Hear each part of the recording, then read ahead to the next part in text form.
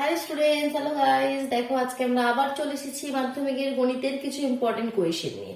তো প্রথম কোয়েশ্চেনটি কি বলছে দেখো, এবিসিডি একটি বৃত্তস্থ চতুর্ভুজে angle BAD is equal to 65, angle ABD is equal to 70 হলে অ্যাঙ্গেল এসিবি এর মান কত?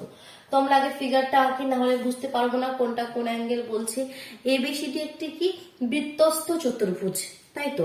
দ্যাট মিনস একটা চতুর্ভুজের মধ্যে একটা বৃত্ত রয়েছে। যে এবিসিডি যে চতুর্ভুজটা রয়েছে সেটা বৃত্তস্থ, কথাটার মানে কি, মানে একটা বৃত্তের মধ্যে রয়েছে। একটা বৃত্ত তো ভালো হলো না, ঠিক আছে, মোটামুটি দাঁড়াও, এখানে একটু একটু বেশি খারাপ হয়ে গেল। একটা এই মনে করো একটা বৃত্ত, তো এর মধ্যে একটা আমাদের চতুর্ভুজ আঁকতে বলছে, যেটার নাম বলছে এবিসিডি। তো সাপোজ এভাবে একটা চতুর্ভুজ আমরা এঁকেছি, নাম দিই এ বি সি ডি। এবার যেটা যেটা বলছে দেখি, অ্যাঙ্গেল বিএডি 65, কোথায় বিএডি? বিএডি, আচ্ছা এই অ্যাঙ্গেলটা বলছে 65, ঠিক আছে। এবিডি 70, এবিডি দ্যাট মিনস এটা জয়েন করতে হবে তবেই পাবো এবিডি। এই যে এবিডি এটা কত? 70, ঠিক আছে। এসিবি, এসিবি তার মানে এটাও জয়েন করতে হবে। এই যে এসিবি এটা আমাকে চাইছে, তো কিভাবে করবো? তো সবার প্রথমে দেখো যে অ্যাঙ্গেল দুটো আমাকে দেওয়া রয়েছে 65 আর 70, তো এখানে একটা ত্রিভুজ উৎপন্ন হয়েছে এই দুটো অ্যাঙ্গেলকে নিয়ে, দেখতে পাচ্ছ। প্রথমে দেখো তোমাদের কাছে পসিবিলিটিস কি আছে, যে দুটি অ্যাঙ্গেল দিয়ে দিয়েছে তার হেল্পে তোমরা কি কি করতে পারো। জাস্ট তোমরা এটাই করতে পারো, কারণ এটা একটা ত্রিভুজ, এই দুটো কোণ আমরা জানি। তো এই যে তৃতীয় কোণটা এটা আমরা বের করতে পারি, that means A D C, A D B, এই যে কোণটা এ ডি বি, এই কোণটা আমরা বের করে নিতে পারি। তো প্রথমে এই কোণটাই বের করে নিই, তারপর দেখছি এটা কিভাবে বের হয়। তো সবার প্রথমে আমরা তাহলে বের করছি A D B. Angle ADB কি হবে তাহলে? আমরা জানি ত্রিভুজের তিনটে কোণের সমষ্টি 180, 180 থেকে আমরা মাইনাস করে দেবো এই দুটি কোণকে, দ্যাট মিনস 65 প্লাস 70, তাহলে কত হবে? 180 মাইনাস 70 70 140, তার মানে 135। 180 থেকে 135 মাইনাস করে দিলে কত হয়ে যাবে? 45, তাই তো, 45 ডিগ্রি। তাহলে এই কোণটা আমরা পেয়ে গেলাম 45। বাট আমাকে তো এটা চাই না, আমাকে চাইছে কোনটা? এইটা এ সিবি। এবার দেখো এখানটা আমি ক্লিয়ার করছি, এটা এখানে রয়েছে এবি, ঠিক এবি। তো এবি থেকে দেখো এই দিকের কোণটা যেটা আমরা বের করলাম এটা ডি কোণটা, তাই তো। আবার এখান থেকেই দেখো এই কোণটা, এটা সি কোণটা যেটা আমাকে চাইছে, একই বৃত্তচাপের উপর অবস্থিত, দেখতে পাচ্ছ এই যে এবি বৃত্তচাপটা, এই বৃত্তচাপের উপরেই দেখো অবস্থিত রয়েছে এই কোণটা, এই কোণটা, আবার এই কোণটা, এই যে বৃত্তচাপটা যদি আঁকি, এই যে এবি বৃত্তচাপের উপরেই অবস্থিত এই এডিবি যেটা আমরা বার করলাম 45, আর যেটা আমাকে চাইছে এসিবি। তো একই বৃত্তচাপের উপর যে কোণগুলো হয় তাদের মান সমান হয় আমরা জানি। তো এটা 45 যদি হয় এটাও আমাদের 45, তাহলে এই রুল দিয়ে আমরা লিখতে পারি কি, যেহেতু এরা একই বৃত্তচাপের উপর অবস্থিত, তাহলে এখান থেকে আমরা লিখতে পারি কি অ্যাঙ্গেল, যেহেতু এখানে প্রথমে লিখবে কি, যেহেতু অ্যাঙ্গেল এডিবি এবং অ্যাঙ্গেল এসিবি একই বৃত্তচাপ এবি এর উপর অবস্থিত, অতএব angle ADB is equal to angle ACB is equal two 45 degree. Just এই রিজনটা এখানে তোমাকে জানতে হবে, আর কিছু কোয়েশ্চেনের মধ্যে ছিল না। চলো নেক্সট কোয়েশ্চেনে মুভ করি, কেমন?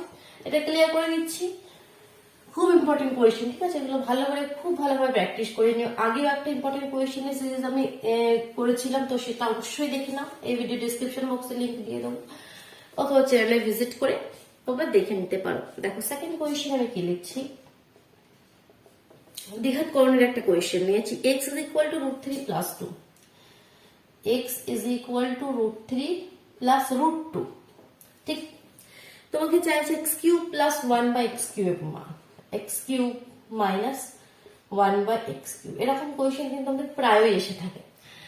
তো দেখো এখানে তোমরা কি করো, তো x cube minus 1 by x cube চেয়েছে, তো তোমরা কি করো, x দেওয়া আছে, প্রথমে x কিউব মানটা বের করে নাও, মানে কি √3 প্লাস √2 এর হোল কিউব।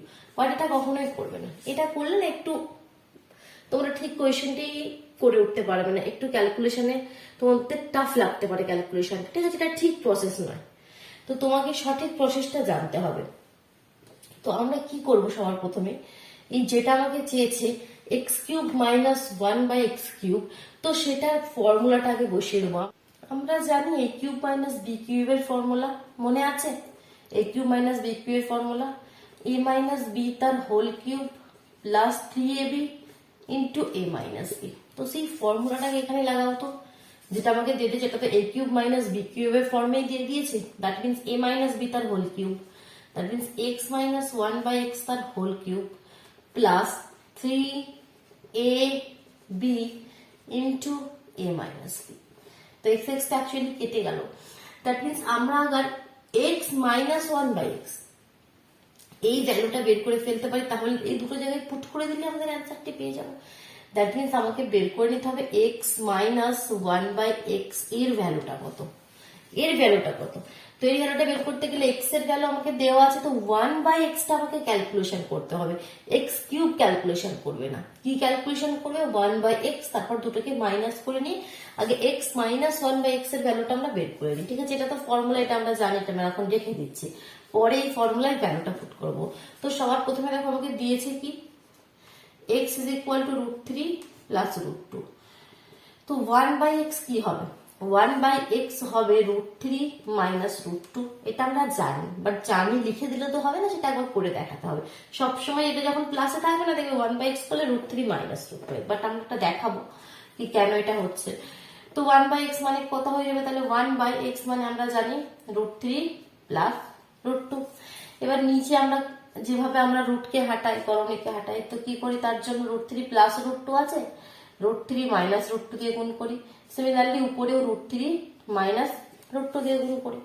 আর এটার মানে কি হয়ে যায়? উপরে হয়ে গেল √3 মাইনাস √2, আর নিচে a plus B into A minus B এর ফর্মুলা পড়ে যায়, that means a square minus B square. তো a স্কোয়ার মানে কত হয়ে যাবে? 3, বি স্কোয়ার মানে কত হয়ে যাবে? 2, কারণ √3 তার হোল স্কোয়ার করলে তো 3 বাইরে বেরিয়ে আসবে, তো 3 মাইনাস 2, দ্যাট মিনস নিচে হয়ে গেল 1।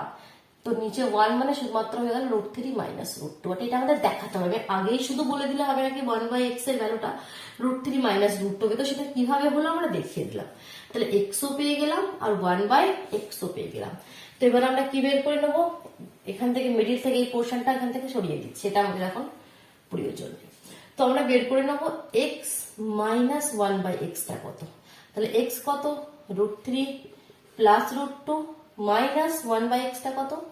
√3 মাইনাস √2। তো that means √3 plus √2 minus √3 plus √2, এটা কেটে গেল 2√2। জাস্ট এই ভ্যালুটা পেয়ে গেলাম, তো খুব ভালো হয়ে গেল। এবার জাস্ট এখানে আমরা পুট করে দেবো যেটা আমাদের ছিল, এখানে নিজের পোর্শনটা সরিয়ে দিলাম। তো এটা তো আমাদের এটা ছিল। তো এর নেক্সট স্টেপটা তাহলে কি হবে? নেক্সট স্টেপটা তাহলে আমাদের হয়ে যাবে 2√2 তার হোল কিউব প্লাস 3 ইন্টু 2√2। 2√2 এর হোল কিউব মানে কত?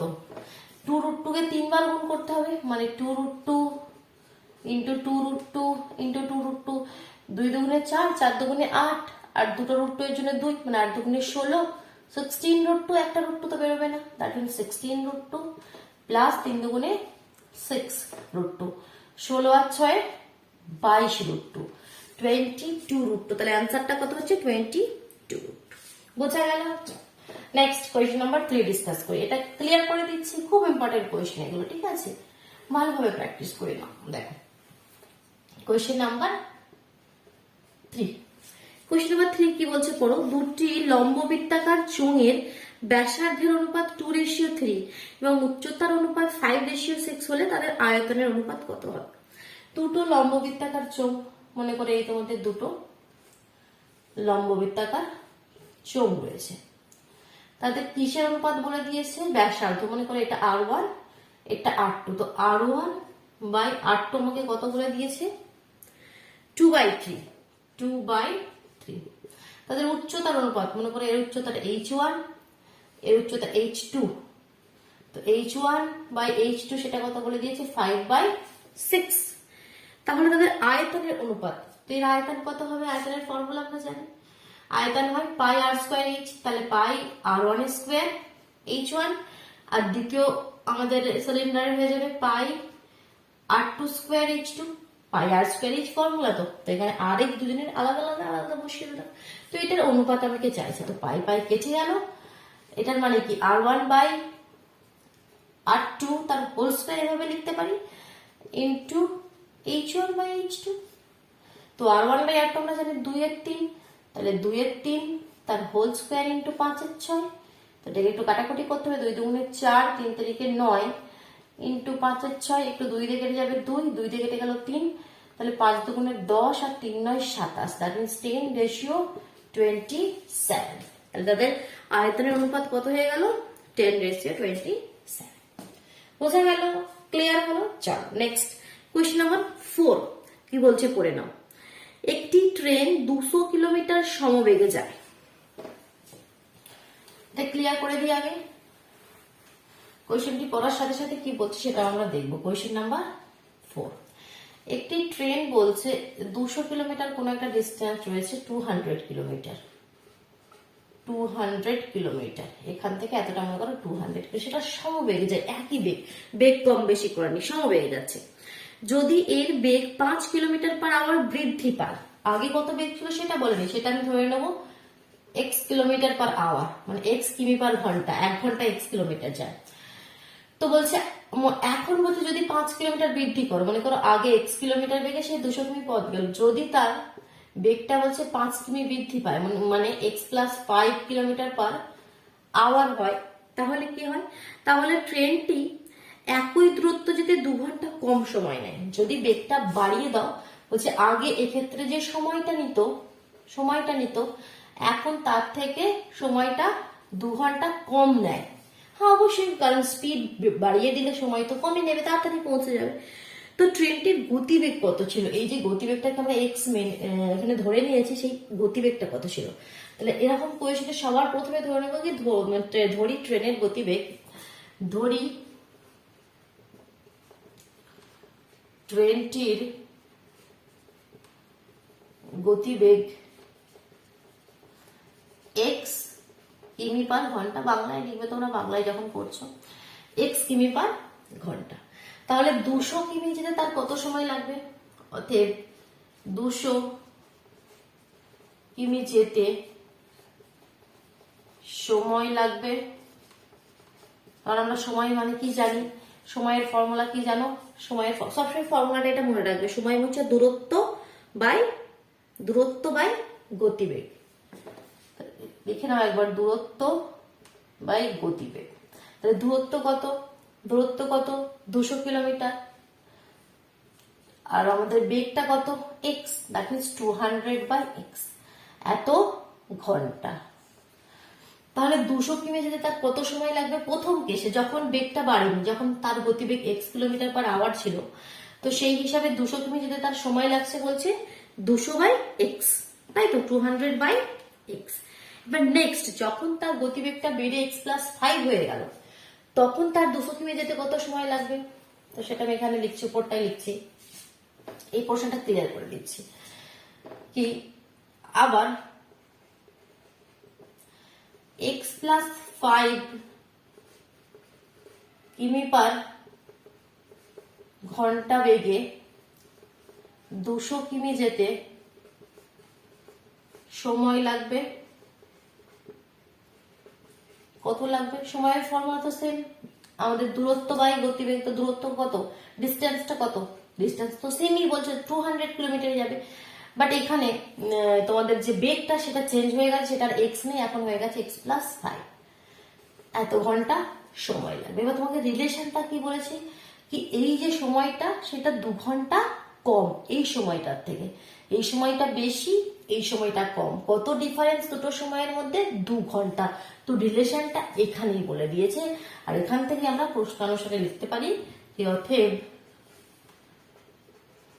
প্রশ্নানুসারে আমরা কি লিখতে পারি, কি বেশি সময় কোনটা? এটা 200, কারণ আগে তো বেশি সময় লাগতো, মাইনাস কম সময় এটা x প্লাস 5, তো এই দুটো সময়ের মধ্যে ডিফারেন্স কত? 2 ঘন্টা।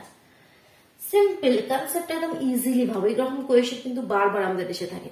প্রথমে যে x কিলোমিটার পার আওয়ার বেগটা ধরে আমি তার এটা ধরে নিয়েছি, তার সময়টা বের করে নিয়েছি। আবার নেক্সট x+5 বেগে যদি যায় সেক্ষেত্রে সময়টা কত, আর দুটো সময়ের মধ্যে ডিফারেন্স বলে দিয়েছে 2 ঘন্টা।